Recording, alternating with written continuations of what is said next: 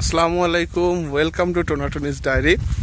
আজকে আসলে আসছি একদম আমার শহরের পাশে ঠিক না, মানে শহর থেকে জাস্ট বের হলেই একটা গ্রামের দিকে আসছি।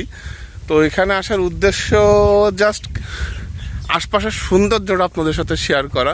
এই যে রাস্তা দিয়ে হাঁটছি, দেখেন পিছনে তো নাফি রে, আপনারা চেনেন, নাফি হেঁটে হেঁটে আসছে। তো এই রাস্তা বলেন আশপাশটা দেখানোর জন্যই আসা। তো চলেন দেখাই আপনাদেরকে। তো এই দেখেন, আসলে এটা কিন্তু আমার হয়তো দেরি হয়ে গেছে, এখন তো শীত, ধান উঠে গেছে, যে সব ধানের ক্ষেত। এখানে ধান যখন হয়, মানে সবুজ ধান, বিশেষ করে সবুজ এবং সোনালি। সবুজের সময় তো পুরো সবুজ, মানে তার তো একটা আলাদা সৌন্দর্য আছেই। এই দেখেন যতদূর দেখতে পাচ্ছেন, এর আশেপাশে কিন্তু কোনো ঘর বাড়ি কিচ্ছু নাই। মানে সিরিয়াসলি বলতেছি, দেখেন আমি জুম করি, এই যে ছোট ছোট যেগুলো ঘর দেখতে পাচ্ছেন, এগুলো কিন্তু আসলে মানুষের বাড়ি না। এইগুলো হচ্ছে এই যে ক্ষেত খামারে যারা থাকে তাদেরই বাড়ি, ক্ষেতের ভিতরের বাড়ি। আর ওই যে দূরে যে হলুদ দেখতে পাচ্ছেন, এটা হচ্ছে সরিষার ক্ষেত। অনেকেই সরিষা লাগিয়েছে, যদিও যশোরে সরিষা একটু হয় কম, মানে সরিষা লাগায় কৃষকরা কম, তারপরেও যথেষ্ট হয়। এই হচ্ছে রাস্তায়, যে রাস্তা দিয়ে আমরা হেঁটে যাচ্ছি। আর এই পাশটাও দেখেন, মানে পুরো ফাঁকা। আর মানে এখানকার সৌন্দর্যটা না অন্যরকম। আর আসলে যখন ধান কাটে তখন অনেক গরম থাকে, তো তখন এখানে আমি আসবো, দেখি এর পরে কখনো আসার চেষ্টা করবো। তো জায়গাটা অনেক পছন্দের, আমারও অনেক পছন্দের জায়গা একটা। আর এই জায়গারই একটা মানে খুব মজার একটা রাস্তা আছে, সেই রাস্তাটা আমি শেয়ার করবো, দেখি।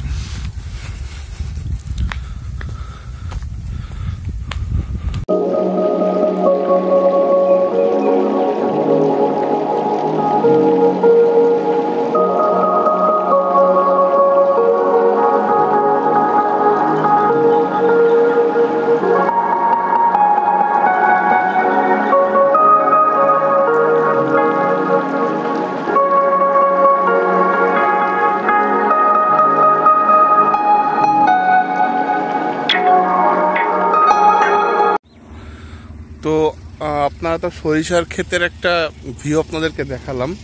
আশপাশে আসলে সরিষার ক্ষেতে যে বললাম, আসলে এই এলাকায় একটু কম লাগায়। আরও সামনে বা আরও মানে অন্য জেলা বলতে মাগুরার দিকে গেলে অনেক সরিষার ক্ষেত পাওয়া যাবে। আর এই জায়গাটার একটা জিনিস আপনাদেরকে দেখাই, সেটা হচ্ছে, দেখায় না, একটু শোনেন, সেটা তাহলে বুঝতে পারবেন যে আমি কেন দেখাচ্ছি।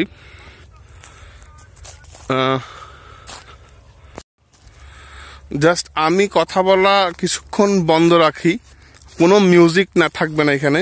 জাস্ট ফিল করেন যে আশপাশটা কতটা নির্জন এবং কতটা নীরব এবং কতটা ভালো লাগবে এইসব জায়গায় আসলে। আর একটু রোড সাইডের দিকে থাকলে চারিদিকে শুধু পাখির ডাক, মানে অদ্ভুত সুন্দর। তো আমি এখন চুপ করে যাচ্ছি, আপনারা জাস্ট ফিল করেন কিছুক্ষণ।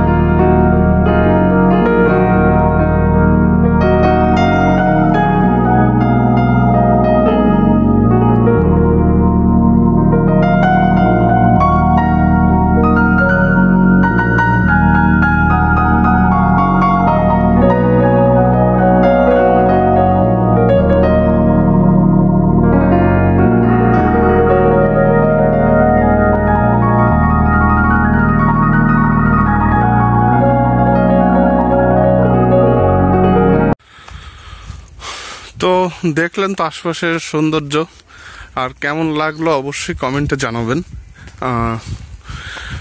মানে গ্রামের সব গ্রামই আসলে সুন্দর, হ্যাঁ, শুধু দেখার মতন সেই ইয়েটা থাকা লাগে, এটাই আর কি। তো আপনাদেরকে বলছিলাম যে এখানে একটা মজার জায়গা আছে। জায়গাটা মজার না, জায়গাটা হলো সুন্দর, নামটা অনেক মজার।